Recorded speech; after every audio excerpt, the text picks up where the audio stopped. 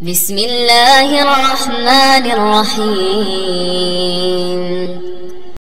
الحمد لله الذي أنزل على عبده الكتاب ولم يجعل له عوجا قيما لينذر بأسا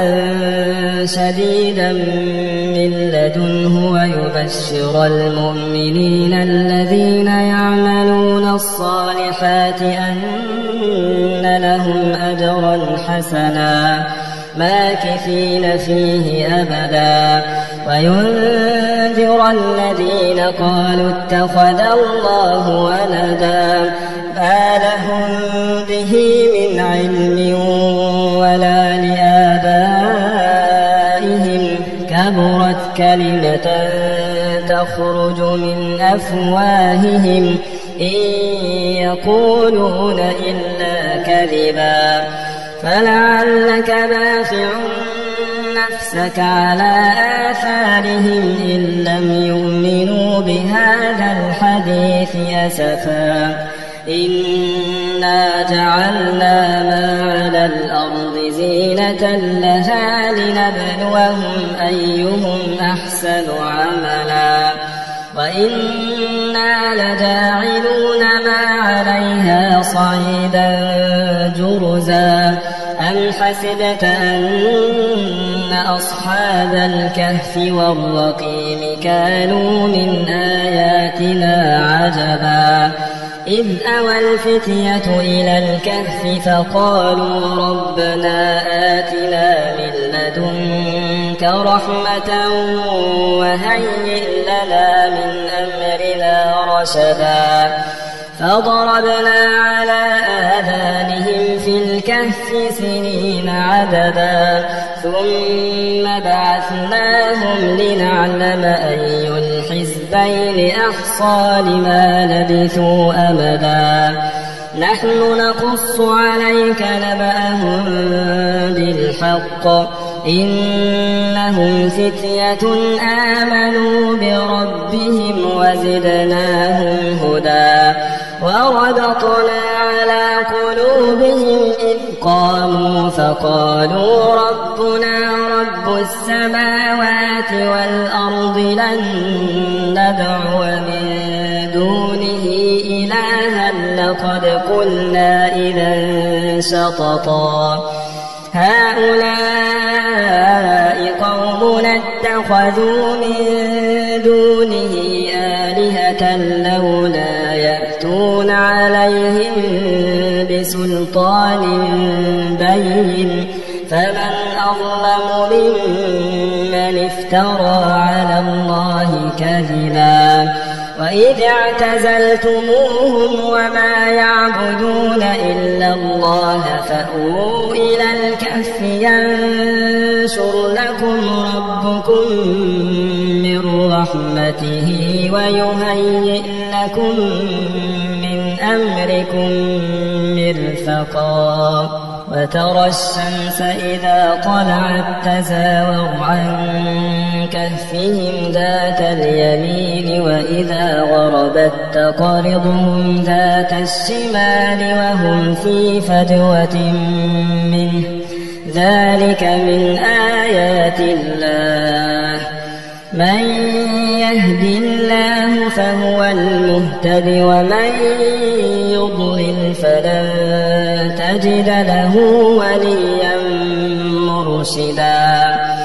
وتحسبهم أيقاظا وهم رقود ونقلبهم ذات اليمين وذات الشمال وكلبهم باسط ذراعيه بالوصيد لو اطلعت عليهم لوليت منهم فرارا ولملئت منهم رعبا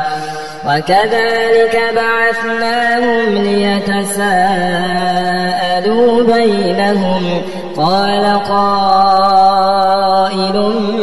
منهم كم لبثتم قالوا لبثنا يوما أو بعض يوم قالوا رب ربكم أعلم بما لبثتم فابعثوا أحدكم بورقكم هذه إلى المدينة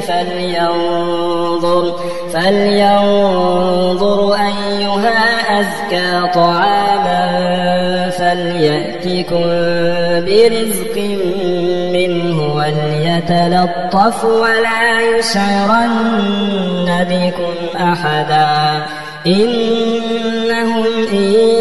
يظهروا عليكم يرجموكم أو يعيدوكم في ملتهم ولن تفلحوا إذا أبدا وكذلك أعثرنا عليهم ليعلموا أن وعد الله حق وأن الساعة لا ريب فيها إذ يتنازعون بينهم أمرهم فقالوا بنوا عليهم بنيانا ربهم أعلم بهم قال الذين غلبوا على أمرهم لنتخذن عليهم مسجدا سيقولون ثلاثة رابعهم كلبهم ويقولون خمسة سادسهم كلبهم رجما بالغيب ويقولون سبعة وثامنهم كلبهم قل ربي أعلم بعدتهم ما يعلمهم إلا قليل فلا تمار فيهم إلا مراء ظاهرا ولا تستفت فيهم منهم أحدا ولا تقولن لشيء إني فاعل ذلك غدا إلا أن يشاء الله واذكر ربك إذا نسيت وقل عسى أن يهديني ربي لأقرب من هذا رشدا ولبثوا في كهفهم 300 سنين وازدادوا 9 قل الله أعلم بما لبثوا له غيب السماوات والأرض أبصر به وأسمع ما لهم من دونه من ولي ولا يشرك في حكمه أحدا واتل ما أوحي إليك من كتاب ربك لا مبدل لكلماته ولن تجد من دونه ملتحدا واصبر نفسك مع الذين يدعون ربهم بالغداة والعشي يريدون وجهه ولا تعد عيناك عنهم تريد زينة الحياة الدنيا ولا تطع من أغفلنا قلبه عن ذكرنا واتبع هواه وكان أمره فرطا وقل الحق من ربكم فمن شاء فليؤمن ومن شاء فليكفر إنا أعتدنا للظالمين نارا أحاط بهم سرادقها وإن يستغيثوا يغاثوا بماء كالمهل يشوي الوجوه بئس الشراب وساءت مرتفقا إن الذين آمنوا وعملوا الصالحات إنا لا نضيع أجر من أحسن عملا أولئك لهم جنات عدن تجري من تحتهم الأنهار يحلون فيها من أساور من ذهب ويلبسون ثيابا خضرا من سندس واستبرق متكئين فيها على الأرائك نعم الثواب وحسنت مرتفقا. واضرب لهم مثل الرجلين جعلنا لأحدهما جنتين من أعناب وحففناهما بنخل وجعلنا بينهما زرعا كلتا الجنتين آتت أكلها ولم تظلم منه شيئا وفجرنا خلالهما نهرا وكان له ثمر فقال لصاحبه وهو يحاوره أنا أكثر منك مالا وأعز نفرا ودخل جنته وهو ظالم لنفسه قال ما أظن أن تبيد هذه أبدا وما أظن الساعة قائمة ولئن رددت إلى ربي لأجدن خيرا منها منقلبا. قال له صاحبه وهو يحاوره أكفرت بالذي خلقك من تراب ثم من نطفة ثم سواك رجلا لكن هو الله ربي ولا أشرك بربي أحدا ولولا إذ دخلت جنتك قلت ما شاء الله لا قوة إلا بالله إن ترني أنا أقل منك مالا وولدا فعسى ربي أن يؤتيني خيرا من جنتك ويرسل عليها حسبانا من السماء فتصبح صعيدا زلقا أو يصبح ماؤها غورا فلن تستطيع له طلبا وأحيط بثمره فأصبح يقلب كفيه على ما أنفق فيها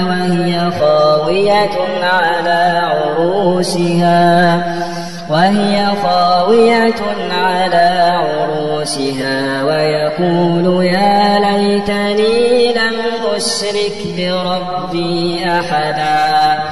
ولم تكن له فئة ينصرونه من دون الله وما كان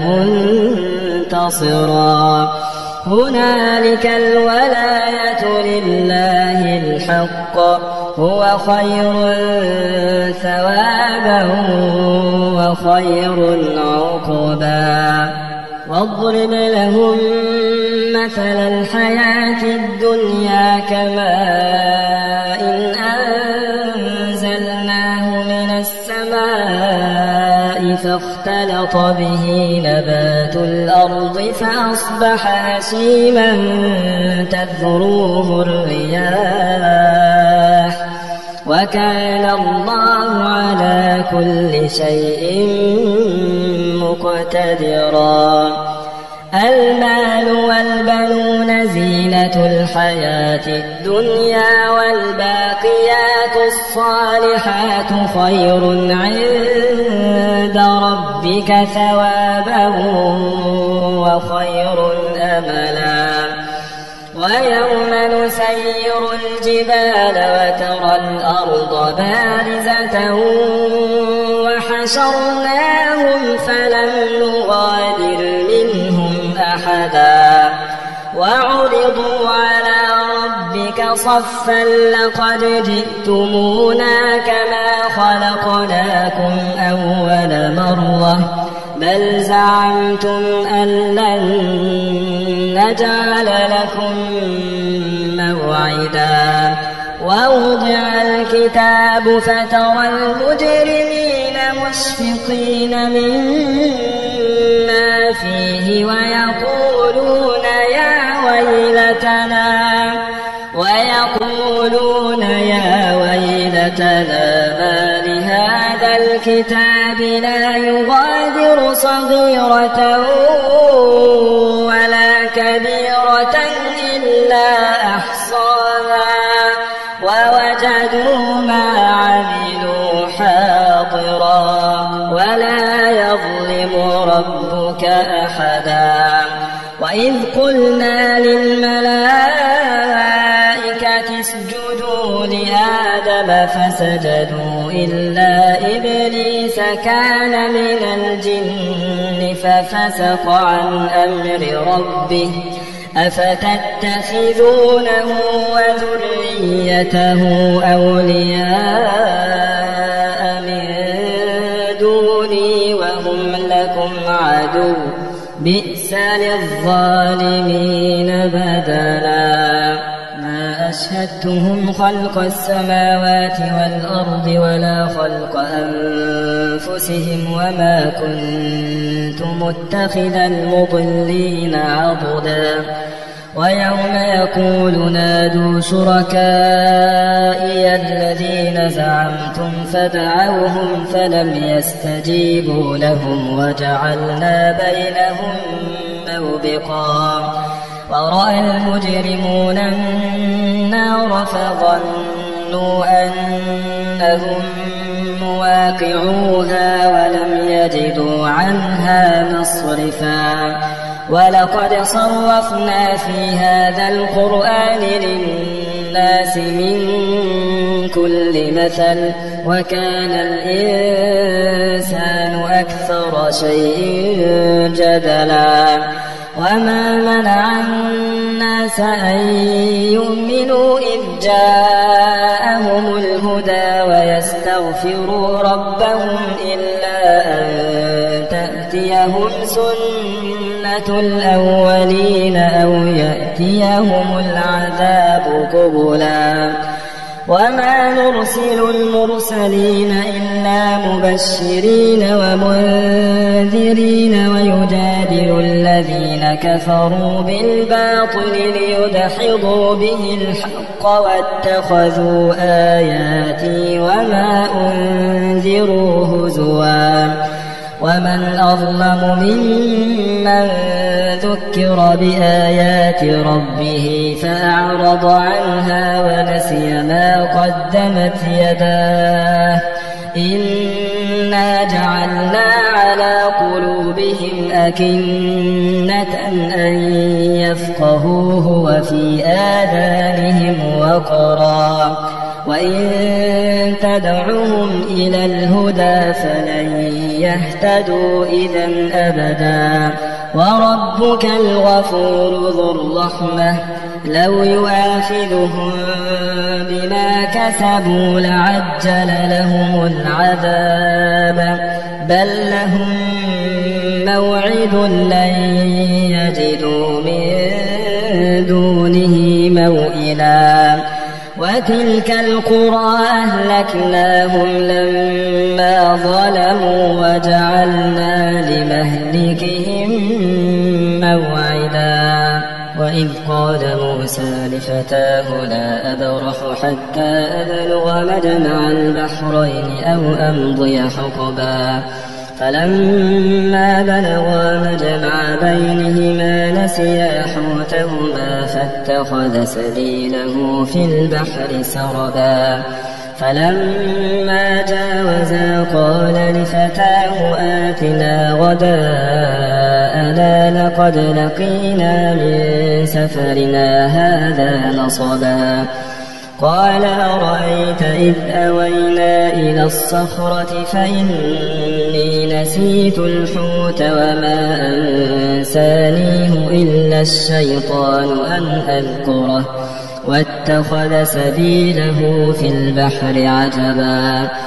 قال ذلك ما كنا نبغي فارتدا على آثارهما قصصا فوجدا عبدا من عبادنا آتيناه رحمة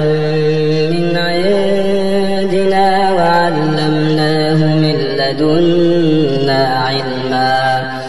قال له موسى هل أتبعك على أن تعلمني مما علمت رشدا قال إنك لن تستطيع معي صبرا وكيف تصبر على ما لم تحط به خبرا قال ستجدني إن شاء الله صابرا ولا أعصي لك أمرا قال فإن اتبعتني فلا تسألني عن شيء حتى أحدث لك منه ذكرا فانطلقا حتى إذا ركبا في السفينة خرقها قال أخرقتها لتغرق أهلها لقد جئت شيئا إمرا قال ألم أقل إنك لن تستطيع معي صبرا قال لا تؤاخذني بما نسيت ولا ترهقني من أمري عسرا فانطلقا حتى إذا لقيا غلاما فقتله قال أقتلت نفسا زكية بغير نفس لقد جئت شيئا نكرا قال ألم أقل لك إنك لن تستطيع معي صبرا قال إن سألتك عن شيء بعدها فلا تصاحبني قد بلغت من لدني عذرا فانطلقا حتى إذا أتيا أهل قرية استطعما أهلها فأبوا أن يضيفوهما فوجدا فيها جدارا يريد أن ينقض فأقامه قال لو شئت لاتخذت عليه أجرا قال هذا فراق بيني وبينك سأنبئك بتأويل ما لم تستطع عليه صبرا أما السفينة فكانت لمساكين يعملون في البحر فأردت أن أعيبها وكان وراءهم ملك يأخذ كل سفينة غصبا وأما الغلام فكان أبواه مؤمنين فخشينا أن يرهقهما طغيانا وكفرا فأردنا أن يبدلهما ربهما خيرا منه زكاة وأقرب رحما وأما الجدار فكان لغلامين يتيمين في المدينة وكان تحته كنز لهما وكان أبوهما صالحا وكان أبوهما صالحا فأراد ربك أن يبلغا أشدهما ويستخرجا كنزهما رحمة